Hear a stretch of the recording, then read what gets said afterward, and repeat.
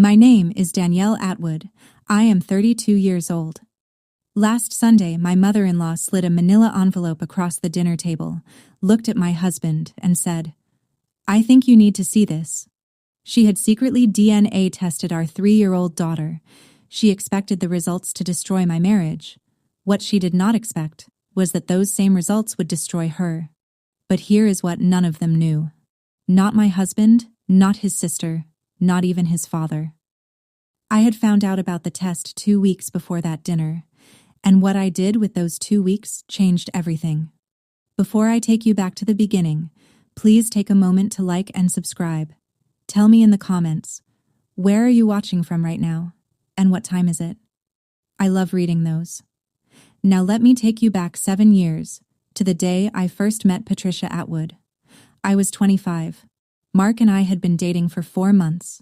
He brought me to his parents' house on a Saturday in October, and his mother opened the door like she was receiving a deposition. She did not hug me. She shook my hand. Firm grip. Eyes already scanning. The first 30 minutes were fine. Pot roast, small talk, Warren telling a story about rewiring their garage. Normal enough. But then Patricia steered the conversation the way she steered everything. Quietly, with purpose. "So, Danielle, where did you grow up?" I told her. "Bridgeport. Small apartment. My mom was a pediatric nurse." "And your father?" I set my fork down. "He left when I was 6. Patricia nodded slowly. She touched her pearl earring, this small, practiced gesture I would see 1,000 times over the next 7 years. She twisted it once between her thumb and forefinger, then smiled. "That must have been difficult." She said it the way people say interesting when they mean noted. Later, in the car, Mark said, "She liked you." I said, "Did she?" He laughed. I did not. What I noticed that night, and what I filed away without understanding it yet, was how much Patricia needed to know where things came from. Not just me. Everything. She asked Mark about the wine. Where was it made? Who recommended it? She inspected the label before she poured. She was a woman who tracked origins. I did not know then that this quality would one day be turned against my daughter, but I remember thinking, she is someone who keeps score. Mark and I got married the following June. Small ceremony, 40 guests, outdoor venue near the Connecticut coast. My mother flew in from Arizona. Patricia wore cream, which my maid of honor said was a power move. I did not care. I was marrying a good man. The first year was quiet in the way new marriages often are. We rented a house in Milford, 40 minutes from Patricia and Warren. Close enough for holidays. Far enough for breathing room. Except Patricia did not believe in breathing room. She showed up unannounced. Tuesdays, mostly. Sometimes Thursdays. She would walk in through the side door. We had given her a key for emergencies, and rearrange whatever was in reach. The spice rack. The coat closet. Once, she reorganized my linen cabinet and left a note. Towels by color. Easier to find. I thanked her. Mark said that was just how she was. Courtney, Mark's younger sister, visited on weekends. She was 24 then, still living with Patricia, still orbiting her mother like a satellite with no trajectory of its own. Every visit ended the same way. Courtney would leave, and by that evening, Patricia would call Mark with commentary about our house, our meals, our plans. I did not say anything. I was new to the family. I was still learning the rules. One night at Thanksgiving, Patricia raised her glass. "To Mark," she said. She looked around the table, Warren, Courtney, Aunt Margot, Uncle Dennis. Then her eyes landed on me for exactly 1 second. Mark could have had anyone. Anyone. The table laughed. I smiled. Somewhere in my chest, a small, precise instrument made its first measurement. Lily was born on a Wednesday in March, 2 years into our marriage. 7 pounds, 4 ounces. She came out screaming, which the nurse said was a good sign. Her hair was dark, almost black. Patricia held her in the hospital room and said, "She looks just like Mark did." There was warmth in it. Real warmth. For a moment I thought, maybe this is the thing that brings us together. That moment lasted about 6 months. At 6 months, Lily's hair began to change, not all at once, strand by strand, like autumn arriving. Dark brown lightened to auburn. Auburn brightened to copper. And by her first birthday, my daughter had a head full of strawberry red curls that caught the light like small fires. I thought it was beautiful. My mother had the same hair. Her grandmother before her. The genetics were not a mystery to me, but Patricia did not see genetics. She saw a problem. Interesting, she said at Lily's first birthday party, holding a curl between her fingers the way someone holds a piece of evidence. Red hair. She looked at Mark. Looked at me. Looked back at Mark. Where does that come from? I explained. Recessive gene. My maternal line. It skips generations sometimes. Patricia smiled the pearl earring smile. Interesting, because red hair does not run in the Atwood family. She said it lightly, the way you mention a crack in a foundation. Not alarming, just factual, just something that should probably be looked at. Nobody at the party responded, but I heard it, and I knew, with the certainty of someone who reads body language for a living, that she had been thinking about this for a while. Over the next year, things shifted. It was not dramatic. Nothing Patricia did was ever dramatic at first. She was methodical. She planted seeds the way someone salts a road before a storm, thin, deliberate layers that you do not feel until you lose your footing. The comments about Lily's hair became routine, not every visit, but often enough. She is so unique looking. No one on our side has that coloring. Does your family have any Irish? Maybe that explains it. I started keeping count.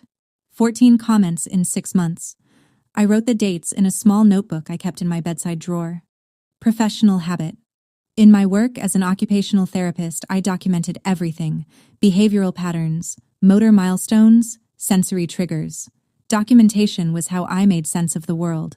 Courtney amplified the campaign from her own channel. She posted a photo of Lily on Instagram, red curls, green romper, standing in Patricia's garden, with the caption, "She is so unique looking. Wonder where she gets it." Smiley face emoji. 1,400 likes. I showed Mark. He shrugged. Court is just being court. The extended family began to look at me differently. Warren's brother Dennis avoided eye contact at a barbecue. Cousin Ellie, who had always been warm, stopped texting. And Aunt Margot, Patricia's older sister, started watching me the way you watch someone you are waiting to catch. None of this was said out loud. That was the point. Patricia was not building a case with words. She was building one with silence, the kind of silence that fills a room with suspicion the way smoke fills a house before anyone sees the fire. I felt it. I just could not prove it yet. The sippy cup incident happened on a Tuesday in April. Mark had a site meeting 2 hours north. I had a late shift at the hospital. A 7-year-old with a spinal cord injury needed extra session time, and I could not say no. Patricia offered to watch Lily. I dropped Lily off at 10 in the morning, packed her bag, snacks, diapers, her favorite stuffed elephant, and the green sippy cup she had been using since she was 18 months old. When I picked Lily up at 6, the cup was gone. "Oh, that old thing?" Patricia said. "I threw it out. It looked worn." It was not worn. I had bought it 3 weeks earlier. I did not push it. I thanked her. Loaded Lily into the car seat. Drove home. But something else caught my eye that afternoon. When I walked through Patricia's kitchen to grab Lily's jacket from the counter, I saw a small Ziploc bag on the table, the kind you use for snack storage or evidence. Patricia moved fast. She picked it up and tucked it into a drawer before I could read the label. "Just organizing," she said. And on her desk in the hallway, partially visible behind a stack of mail, I saw a manila envelope. Thick, sealed, with a return address I could not quite make out. I did not connect any of it that night. The sippy cup, the Ziploc bag, the envelope. They were puzzle pieces without a picture. I went home, bathed Lily, read her a story, and fell asleep. But my brain, the part of me trained to notice patterns in children who could not tell me what was wrong, that part of me was already working. At work, I was someone else. not a different person. A fuller version of the same one. In Patricia's world, I was quiet, careful, always adjusting. At the hospital, I was calm because I chose to be. There is a difference. My patients that spring included a 4-year-old boy named Aiden who had been born with cerebral palsy. His left hand curled inward, his right hand overcompensated. Getting him to hold a crayon was a project measured in millimeters and months. I sat with him 3 times a week, guiding his fingers, adjusting the grip, waiting. Some sessions he cried, some sessions he laughed. Most sessions he just stared at the crayon like it was a mountain he was not sure he could climb. One Thursday he drew a circle. Lopsided, shaky, barely closed. But a circle. His mother cried in the hallway. I cried in the supply closet after my shift. My supervisor, Dr. Rivas, pulled me aside the following week. "Danielle, you are the calmest person in a crisis I have ever met. I made $72,000 a year. Not rich, not struggling. Enough to cover my student loans, contribute to Lily's education fund, and pay for the occasional dinner Mark and I still managed to have alone." I mention this because later, when Patricia tried to frame me as someone who married Mark for money or security, it mattered that I had built my own life before he was in it. I paid my way through grad school. I earned my license. I chose this work because holding a child's hand while they learn to do something they were told they could not do is the closest thing I know to prayer. Patricia never asked about my work. Not once in 7 years. Easter was the first time Patricia said it in front of everyone. We were at her house. Full table. Warren, Courtney, Margot, Dennis, Ellie. Lily had just run into the dining room in her yellow dress, red curls bouncing, and Ellie said, "Oh my God, she is adorable." Patricia set her wine glass down. "She really does not look like any Atwood I have ever seen." She paused. Let the silence do its work. Not one. Courtney, right on cue. "Mom is right. I looked at old family photos. No redheads." I felt the table turn. Not dramatically. No one gasped. But the air changed the way air changes before weather. Warren cleared his throat. Margot studied her asparagus. I looked at Mark. He was looking at his plate. He said nothing. The dinner continued. Lily ate her mashed potatoes. Patricia served dessert. Courtney complimented the pie. The wound was delivered and papered over in the same breath. In the car on the way home, I said, "If your mother says that one more time in front of your family, I will respond." Mark's knuckles whitened on the steering wheel. "She will not. I will talk to her." "When?" "Soon." "That is what you said after Thanksgiving." He did not answer. We drove the rest of the way in silence. Lily slept in the back, her red curls pressed against the car seat fabric. He never talked to her. I knew he would not. Mark avoided conflict the way some people avoid highways, not because they were afraid, but because they had learned early that the fastest route was also the one with the most collisions. But I was done waiting for him to merge. 3 weeks after Easter, my phone rang at work. I was between patients, sitting in the therapy room, cleaning rubber grips from a hand exercise kit. The number was local. I almost let it go to voicemail. "Mrs. Atwood, this is Kelly from Geneva Labs. I am calling to confirm that we have received a sample for analysis under your daughter's name, Lily Atwood, age 3. I set the grip down. I did not submit a sample. The submission was made under the name Patricia Atwood. She listed herself as the child's grandmother. However, our policy requires parental consent for testing on minors. I asked her to repeat that. She did. "We have placed the test on hold pending your authorization. Would you like to proceed or cancel?" "Cancel." My hands were shaking when I hung up, but my voice had not cracked. It never does when it matters. Something I learned from my mother, who delivered bad news to parents about their children's health for 28 years and never once raised her voice. I sat in the therapy room for 4 minutes. I stared at the wall chart of hand muscles, flexor digitorum, abductor pollicis, opponens. I let the Latin ground me. Then I picked up my phone and called a family attorney. Let me pause here, Because what I did in the 14 days between that phone call and that Sunday dinner is the reason I am standing where I am today. If this story is hitting close to home, hit that subscribe button. I promise you, it is worth staying. I called a lawyer that same afternoon. Her name was Rachel, and she told me something that changed the way I understood everything. Rachel Nguyen practiced family law out of a small office in New Haven. She had 14 years of experience and a reputation for being direct. I told her everything: the comments, the sippy cup, the phone call from Geneva Labs. She listened without interrupting, which, in my line of work, is the hallmark of someone who is actually paying attention. When I finished, she leaned back. Under Connecticut law, a grandparent cannot authorize genetic testing on a minor child without the express consent of a parent or legal guardian. Full stop. So what she did is illegal? It is a violation of your daughter's privacy rights and potentially actionable in civil court. It may also violate the testing company's terms of service, which could expose them as well. She paused. Did she forge your consent on the submission form? I do not know. We will find out. Rachel made a note. In the meantime, do not confront her. Do not tell your husband yet. I looked at her. Why not? Because if you tell Mark, he will call his mother. She will cry, apologize, and ask him to keep it in the family. The pattern will repeat. If you want this to stop, really stop, you need to let her play her hand. I paid the consultation fee, $350. It was the best money I have ever spent. Walking out of Rachel's office, I called Geneva Labs back. I asked them to confirm the sample had been canceled and to flag any future submissions involving Lily Atwood without my written authorization. Then I drove to pick up Lily from daycare. She ran to me at the door, arms up, red curls everywhere.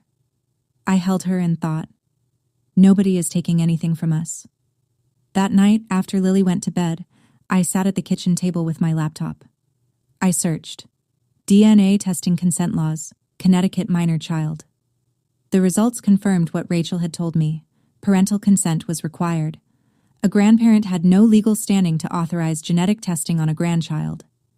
I searched. At-home DNA test kits, no parental consent. This was where it got more complicated. Clinical labs like Geneva had strict consent protocols. That was why they called me. But consumer platforms, the ones that advertise ancestry and family connections, had consent checkboxes that were easier to bypass. Click, I am the parent or legal guardian. Submit. Done. Patricia had used Geneva for what I assumed was a paternity-style test, but had she also used a consumer platform? I opened Patricia's Facebook page. She rarely posted, but Courtney tagged her in things, family dinners, Lily's photos. I scrolled back. In February, Courtney had shared an article titled, What Your DNA Says About Your Family, The Surprising Connections That At-Home Tests Reveal. Patricia had commented, Very interesting. I took a screenshot, saved it to a folder on my desktop labeled Documentation. Professional habit? Then I opened my bedside notebook, the one where I had been logging Patricia's comments about Lily's hair. 14 entries in 6 months. I added a 15th, April 14th. Geneva Labs confirmed sample submitted under Patricia Atwood's name without parental consent. I closed the notebook. I looked at the bedroom door. Mark was already asleep. I wanted to wake him. I wanted to show him everything. But Rachel's words kept circling. Let her play her hand. So I turned off the lamp, and I waited. The hardest part was not the waiting. It was carrying the knowledge alone. For the next 3 days, I moved through my life as if nothing had changed. I went to work. I treated patients. I came home and cooked dinner and gave Lily her bath and read her the same book about the caterpillar she had requested every night for 2 months. Mark noticed nothing, and I do not blame him for that. He was managing 3 construction sites that month. He came home tired. He kissed Lily on the forehead. He kissed me on the mouth. He fell asleep by 9:30. One night, Lily crawled between us. She does that. 2 in the morning, bare feet padding down the hall, climbing in like a small negotiator at a summit. She curled into Mark's side, her red curls fanned across the pillow. I watched them in the nightlight. My husband and my daughter. His jaw, her curls, his steady breathing, her small fist gripping his shirt. I thought about my mother. She had raised 3 children on a nurse's salary after my father walked out. No family money, no backup plan. She did it by documenting everything: insurance claims, school forms, budgets scratched on the backs of envelopes. She taught me that information is not power. Knowing when to use it is. At work, I helped a 6-year-old girl practice gripping a spoon. She dropped it 11 times. On the 12th, she held it long enough to bring it to her mouth. She looked at me and smiled. "Good," I said. Again. Some things cannot be rushed. You prepare. You position. You wait for the moment when the grip holds. I was not ready yet. But I was getting close. On day 5, I got lucky. I drove to Patricia's house to pick up a pair of Lily's shoes she had left there the previous weekend. Patricia was out. "Hair appointment," Courtney said when she opened the door. Courtney was in the living room, phone propped against a stack of books, FaceTiming someone. I walked past her toward the mudroom where Lily's shoes were. The house was quiet except for Courtney's voice, which carried the way it always did, louder than necessary, as if the world needed to hear her participation in it. "Mom has the results. She is doing it at Sunday dinner, in front of everyone." I stopped. My hand was on Lily's left shoe. "She has been planning it for weeks. She says once Mark sees the proof, he will not be able to ignore it." The voice on the other end said something I could not hear. Courtney laughed. "I know, right? It is going to be insane." I picked up the shoes, walked back through the living room. Courtney saw me, killed the call fast. "Oh hey, just chatting with a friend." I smiled. "No worries, just grabbing Lily's shoes." "Cool, tell Mark I said hi." "Will do." I walked to my car, sat behind the wheel, set the shoes on the passenger seat, placed both hands on the steering wheel and pressed until my knuckles turned white. Now I knew 3 things. When? Sunday. Where? The dinner table. Who would be watching? Everyone. Patricia had built a stage. She had cast the audience. She had rehearsed the lines. And she believed, fully, absolutely believed, that the results would say what she wanted them to say. I started the car. I was not going to stop her. I was going to let her light the match. The fire would find its own way back. On day 7, I found James. Not intentionally, not at first.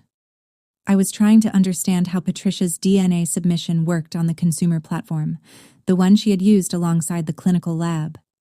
I created my own account on the same service, submitted my own sample, and spent an evening reading about how familial matching algorithms function. Here is what I learned. When you submit DNA to one of these platforms, the system does not just test paternity. It scans the entire database for genetic relatives, siblings, cousins, second cousins. Anyone who shares enough markers with your sample gets flagged as a potential relative. Patricia had submitted Lily's DNA. That meant Lily's profile was now cross-referenced with every other profile in the system. I logged into the account Patricia had created. She had used an email I found through a password reset trick Courtney had once mentioned in passing. The password was Lily's birthday. Of course it was. And there, under potential relatives on Lily's profile, was a name I had never seen. James M. age, 36. Portland, Oregon. Relationship estimate, half-uncle or equivalent. I stared at the screen. Half-uncle meant one thing. James shared a biological parent with either Mark or with me. Since I was not biologically connected to the platform's test, only Lily was. The match had to be on Mark's side, which meant either Warren had a secret son, or Patricia did. I took a screenshot, saved it to the documentation folder, emailed it to Rachel. The next morning, Rachel called. If this match is accurate, it means someone in the Atwood bloodline has a biological connection to this man that they have not disclosed. Or that Patricia has a biological connection, I said. She submitted the test. Rachel was quiet for a moment. Then we need to find out who James M. is. James Michael Callahan, born June 1990, Portland, Oregon. Adopted at birth through a private agency in Hartford, Connecticut. It took me 2 evenings to find this. The DNA platform had limited public information, but James had opted into the Open to Contact feature. His profile said, adopted, looking for biological family, open to conversation. I did not contact him. That was not my right. But I did the math. Born 1990, Patricia was 25. She and Warren married in 1992, when she was 27. Mark was born in 1992 as well. Patricia had a child 2 years before she married Warren. She gave that child up for adoption, and she never told anyone, except, possibly, the one person who had been sitting at every family dinner, watching me with careful eyes, Aunt Margot. Because when I looked at James's DNA match report more carefully, I noticed something. The platform listed shared matches, other profiles that both James and Lily connected to. One of them was tagged, Margaret R. possible aunt or half-aunt. Margot's middle name was Ruth. Margaret Ruth. Margot knew. She had known for 36 years. I sat at my kitchen table and thought about Patricia. Not with anger. Not yet. I thought about a 25-year-old woman, unmarried, probably scared, making a decision that would follow her for the rest of her life. I understood that kind of fear. I had grown up watching my mother make impossible choices, but understanding a choice and forgiving the lie that follows it are not the same thing. Patricia had not just given up a child. She had buried the truth so deep that she convinced herself the only threat to her family's bloodline was me. She was afraid of being found out. And she turned that fear into a weapon aimed at my daughter. Thursday. Patricia called. Big family dinner this Sunday. I want everyone there. I told Warren to invite Dennis. Her voice was bright. Too bright. The kind of brightness that comes from rehearsal. We will be there, I said. Friday. I printed the screenshots. I organized my documentation folder, dates, events, evidence, lab confirmation, platform login records. The familial match report for James M. I backed everything up to my cloud drive and emailed copies to Rachel. Rachel, if she does it, if she presents the test publicly, that strengthens your position in any civil action. You have witnesses. I know. Are you sure you want to go through with this? You could confront her privately. End it before Sunday. I am sure. Saturday night. I gave Lily her bath. She sat in the tub, splashing, her red curls slicked wet and dark against her neck. I shampooed her hair gently, working the lather through the tangles. Mommy, why does Grandma Pat always touch my hair? I paused. My 3-year-old, already noticing. Because your hair is beautiful, baby. Is it magic hair? I smiled. The most magic. I dried her, dressed her in pajamas, read her the Caterpillar book. She fell asleep holding my thumb. Mark came upstairs. Mom seems really excited about Sunday. Wonder what is up. I looked at him. My husband, kind face, tired eyes, good man who had spent his entire life believing his mother was who she said she was. I guess we will find out, I said. I lay in bed that night and did not sleep. I stared at the ceiling and ran through every scenario. In every version, the truth came out. The only variable was how much it would cost. Sunday morning. I dressed carefully. Ivory sweater. Soft, not sharp. Dark jeans. The small gold necklace Mark gave me on our first anniversary. No war paint, no armor. Just me. Lily wore a blue dress with white flowers. She spun twice in the hallway mirror before I caught her. Mark loaded the car. 40 minutes north. Classic rock on the radio. Lily fell asleep before we hit the highway. I watched Mark's hands on the steering wheel. Strong hands, capable hands. He built things for a living. Houses, structures, things designed to hold weight. And I thought, today, those hands would either hold mine or let go. We pulled into Patricia's driveway at 4:15, 3 cars already there. Warren's truck, Courtney's sedan, a silver Buick I recognized as Margot's. Full house. Patricia met us at the door. She hugged Mark. Long, firm, the kind of hug mothers give when they are about to do something they believe is righteous. She nodded at me, brief, efficient. "Put Lily down upstairs," she said. "She can nap in the guest room." I carried Lily up, laid her on the bed, pulled a blanket over her legs, her red curls fanned across the white pillow. Back downstairs, the family was assembled. Warren in his usual chair by the window. Dennis beside him. Courtney on the couch.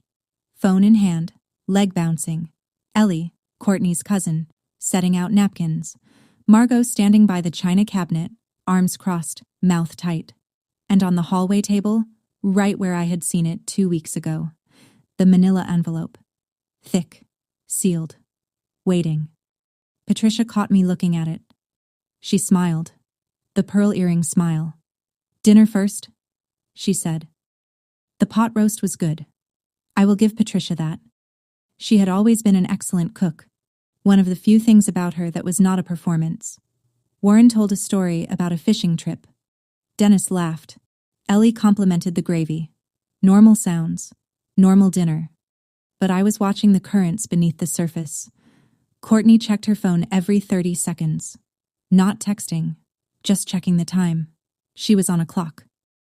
Margot held her fork the way some people hold the railing on a bridge, tight grip, eyes straight ahead. She ate almost nothing. Patricia sat at the head of the table. She smiled at everyone. She asked about Dennis's new truck. She refilled Warren's water.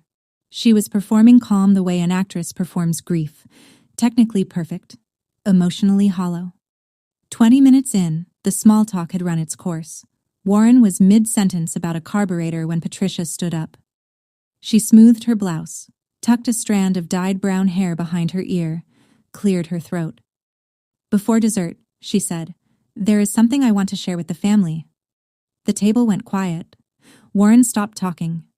Dennis set his fork down. Ellie looked at Courtney. Courtney looked at her plate. Margot closed her eyes. Just for a second. Just long enough for me to notice.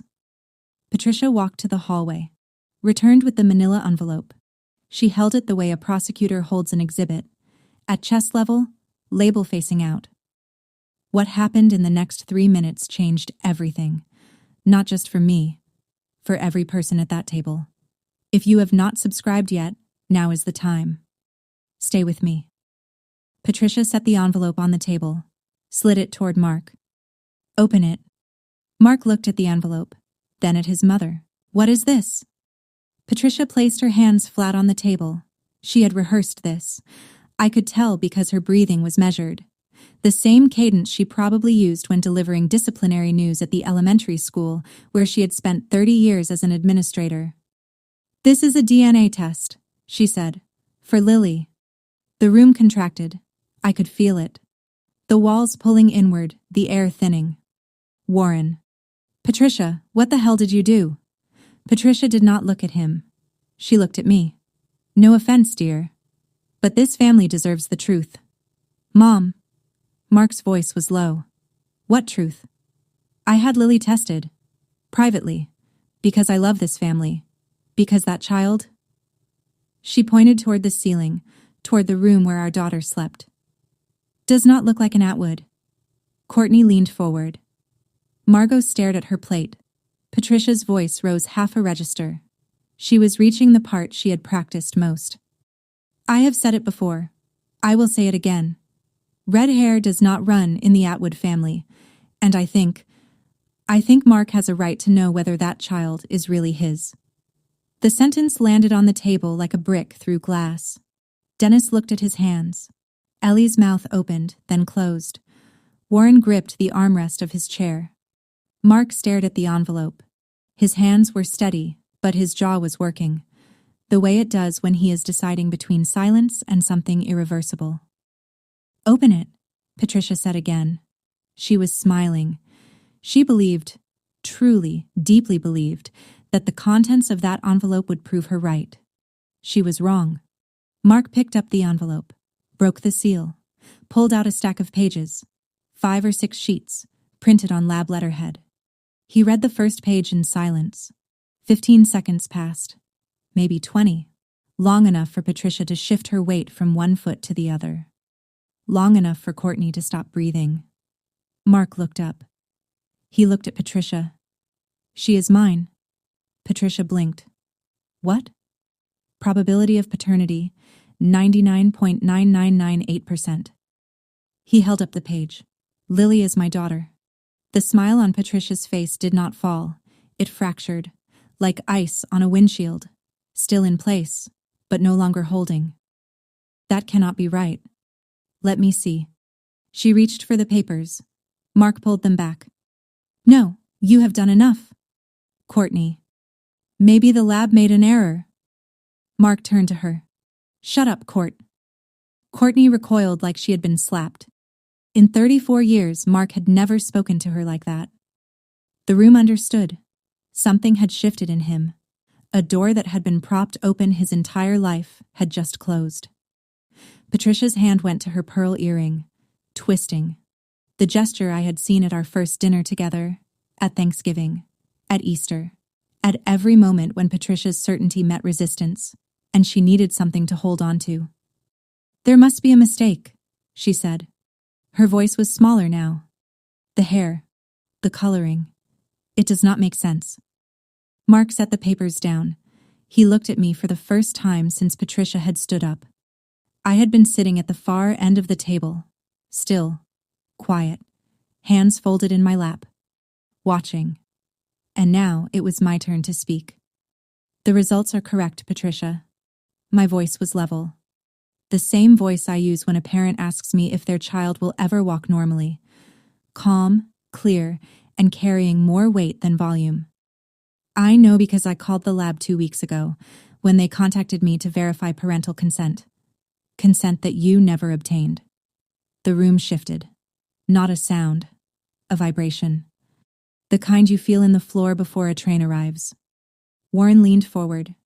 You tested our granddaughter without their permission? Patricia's chin lifted. I was protecting this family. Under Connecticut state law, I said, a grandparent cannot authorize genetic testing of a minor without written parental consent. Your attorney can explain the specifics if you would like. Mine already has. I said this the way I document a patient's progress notes. Factual, chronological, without adjectives. Patricia's face cycled through 3 colors in as many seconds, pink to red to white. Her hand dropped from her earring. But the lab should not have... The lab followed protocol. You did not. Silence. Courtney pressed her lips together. Dennis looked at Warren. Warren looked at Patricia with an expression I had never seen him wear. Not anger, not disappointment. Something worse. The look of someone realizing they do not know the person sitting across from them. I let the silence hold. 1 second, 2, 3. Then I said, but that is not the most interesting thing in those results. Every head turned. Mark looked at me. What do you mean? Keep reading, I said. Page 4. He flipped past the paternity confirmation, past the methodology page, past the consent disclosure, and he reached the familial match report. Mark read aloud, slowly, the way you read something you do not yet understand. Potential familial match. James M., age 36, Portland, Oregon. Relationship estimate. Half-uncle to Lily Atwood. He stopped. Looked at the page again. Looked at me. Looked at Patricia. Half-uncle. He said it like he was translating from another language. That would mean he is either my half-brother or Danielle's half-brother. He is not mine, I said. Mark turned to Patricia. Mom, who is James? Patricia's mouth opened. Nothing came out. Her hands gripped the edge of the table. Her pearl earring, the one she had been touching all night, hung motionless. Even the nervous gesture had abandoned her. I do not know what that... Aunt Margot's fork hit the plate. She stood up. Trish, do not. 2 words. And the room understood everything. Dennis. Margot, sit down. Warren stood slowly. His chair scraped across the hardwood, a sound that cut through the silence like a blade dragged across a stone. Trish, answer the question. Patricia's eyes filled. She looked at Margot. Margot shook her head. A small, desperate no. It was before you, Patricia said. Her voice cracked. Not the practiced crack of a woman performing vulnerability. A real crack. The kind that comes from a wall bearing weight for 36 years finally giving way. Before your father, I was 25. I was not ready. You had a child. Mark's voice was flat. I was young. I was so scared. You had a child and you never told me. He stood now too. You never told Dad. Warren's hand found the back of his chair. He held it the way you hold something when the ground is no longer steady. 36 years. Warren's voice was quiet. Electrician's hands flat on the table. We have been married 34. Patricia. Warren. Please. It was before us. I was so ashamed. You told Margot. He looked at Margot, who was still standing, one hand on the china cabinet. But not me. Margot. Warren. She was scared. Were you scared for 36 years, Trish? The question landed and stayed. Nobody moved. Patricia cried. Real tears this time. Not the performative kind she deployed when Mark forgot to call on Sundays, or when Courtney canceled plans. These were the tears of a woman watching a foundation she had built with silence crumble under the weight of her own scheme. For one moment, one small, strange moment, I saw her. Not the Patricia who had spent 7 years questioning my daughter's DNA, but the 25-year-old girl who sat in a hospital in Hartford and signed papers and walked away from a baby she was not allowed to keep. I understood that girl. My heart ached for her. Then Patricia wiped her eyes, straightened her back, and said, This is Danielle's fault. She brought this up to humiliate me. The moment of sympathy evaporated, like steam off a window. Gone. Mark stepped forward. Mom, Danielle did not bring up anything. You ordered the DNA test. You planned this dinner. You slid that envelope across the table. He picked up the pages, held them toward her. I think you need to see this. He said it slowly, the same words she had used 20 minutes earlier.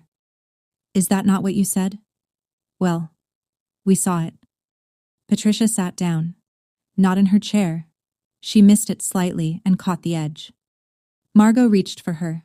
Patricia pushed her hand away. Courtney was crying. Mascara tracked down both cheeks. She looked less like a 29-year-old influencer and more like a child who had just discovered the rules of her world were not what she thought. I did not know about James, she said. Mom, you told me Lily was not Mark's. You said you had proof. Patricia. She is not. The red hair. Mark cut in. Mom, I am the one with the recessive gene. He pulled out his phone, swiped through his photos, found what he was looking for and held it up for the table to see. A photograph. Old. Taken in the early 1980s, judging by the clothes. A young woman standing in a garden, squinting into the sun. She had red hair. I found this in the attic last year, Mark said.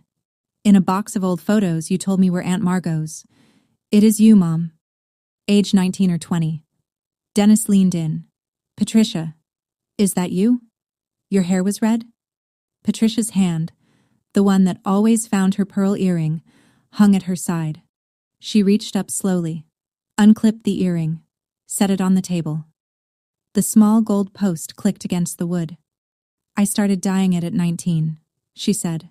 I always hated it. The red hair that did not run in the Atwood family had run through Patricia's veins since birth. She had buried it under 40 years of salon appointments and careful maintenance. And then, when her granddaughter was born with the same trait, she did not see inheritance. She saw exposure.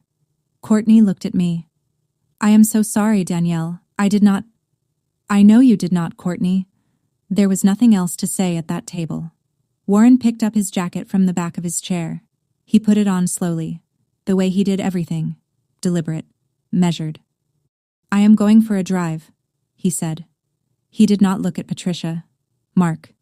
We are leaving too. He turned to me. Get Lily. I went upstairs. Lily was still sleeping. Red curls spread across the white pillow like small copper rivers. I lifted her gently. She stirred, pressed her face into my neck, and settled. I carried her downstairs. The dining room was emptying. Dennis had his coat.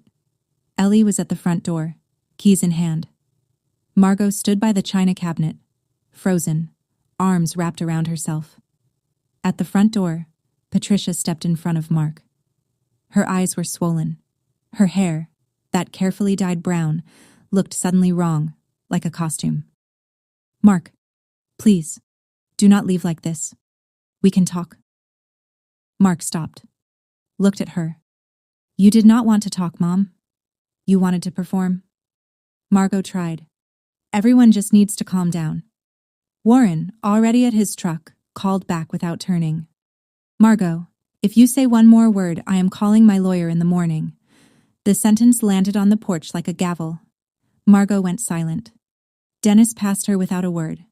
Ellie followed, eyes on the ground. I carried Lily to the car. Mark opened the door. I buckled her into the car seat. She murmured something about her stuffed elephant. I handed it to her. She grabbed it with both hands and went back to sleep. The house behind us, Patricia's house, the house she had ruled for 30 years, emptied one person at a time. The dinner she planned to expose me had emptied her own home. We drove in silence for 10 minutes. Lily slept in the back. The highway was empty. Sunday evening, most people were already home. Street lights passed overhead in slow rhythm, casting amber bands across the dashboard. Mark spoke first. "How long did you know?" "About the test. 2 weeks. About James. 8 days." "Why did you not tell me?" I had practiced this answer, not in words, in logic. I knew the shape of it before I knew the sentences, because I needed you to see it for yourself. If I had told you privately, you would have called her.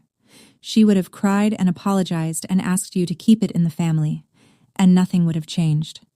He gripped the steering wheel, released, gripped again. "You are saying I would have let her off the hook. I am saying the pattern was 34 years old. I could not break it with a conversation. You needed to see her perform."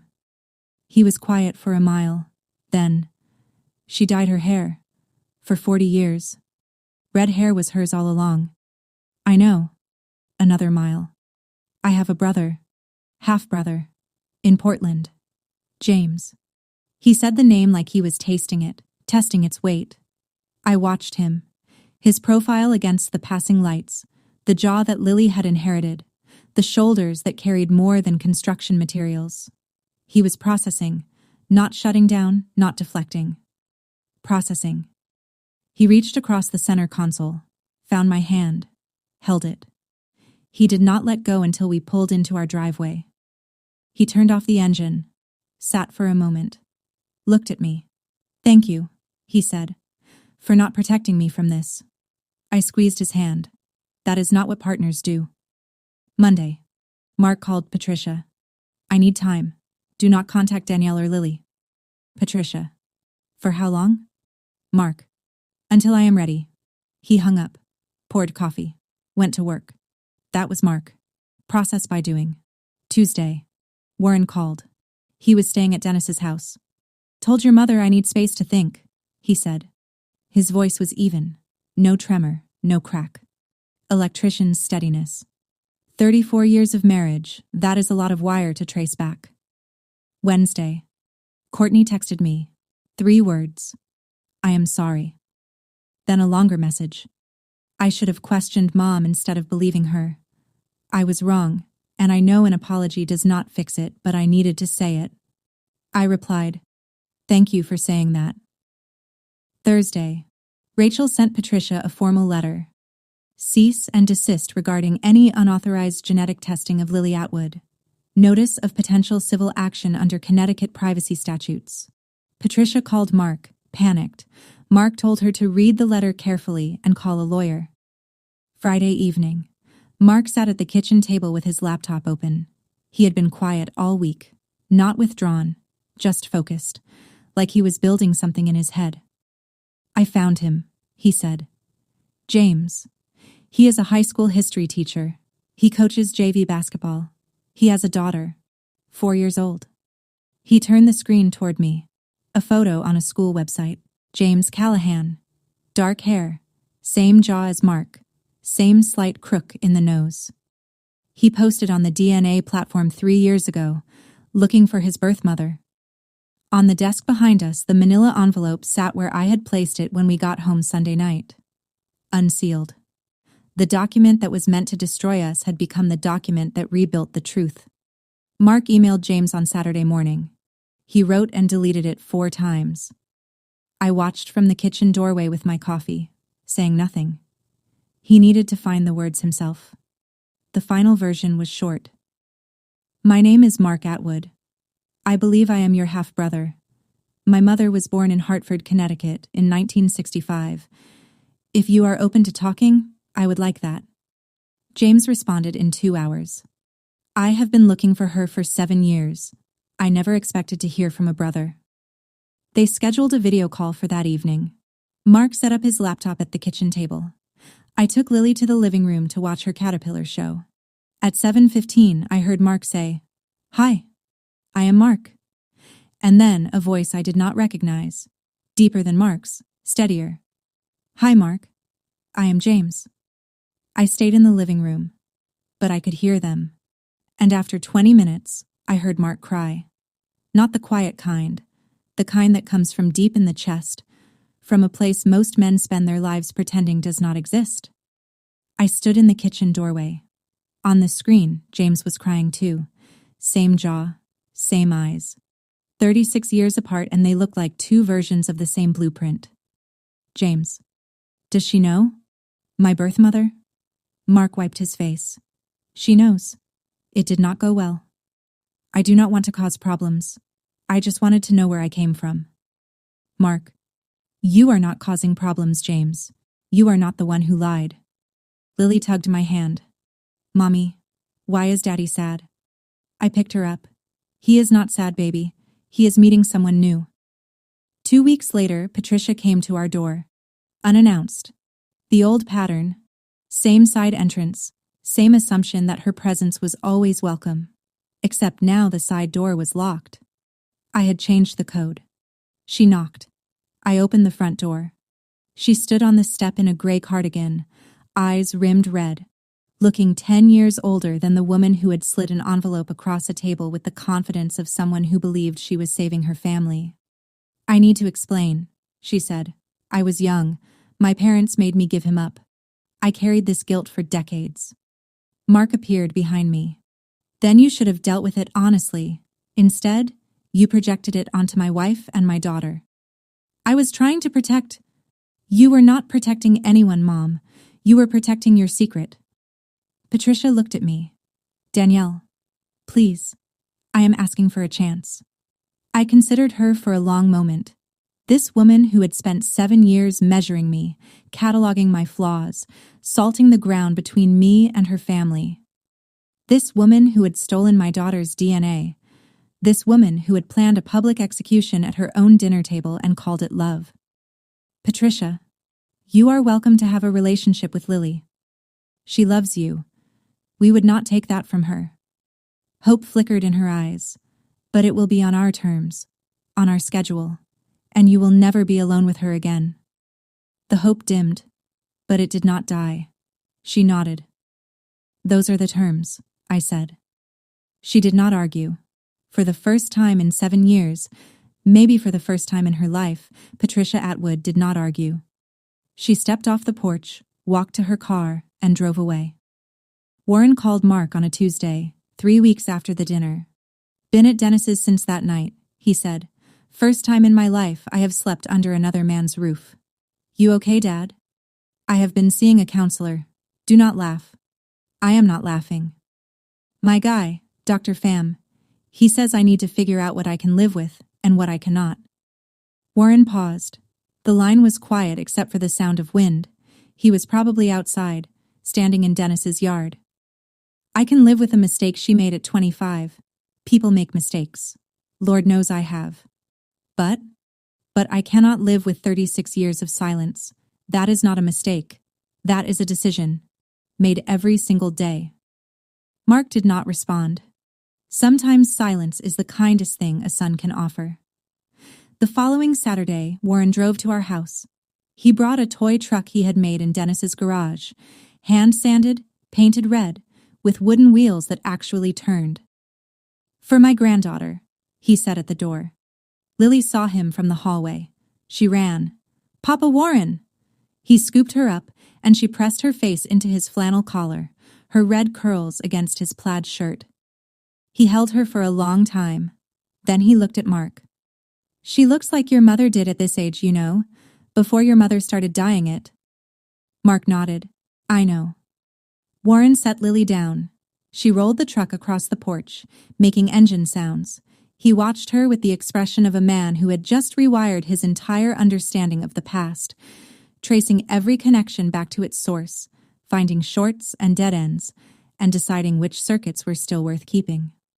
6 months later. Mark flew to Portland and met James in person. They sat in a diner for 4 hours. Two men with the same jaw, the same slightly crooked nose, 36 years of distance between them. James brought his wife, Amy, and their daughter, Sophie. Mark brought photos of Lily.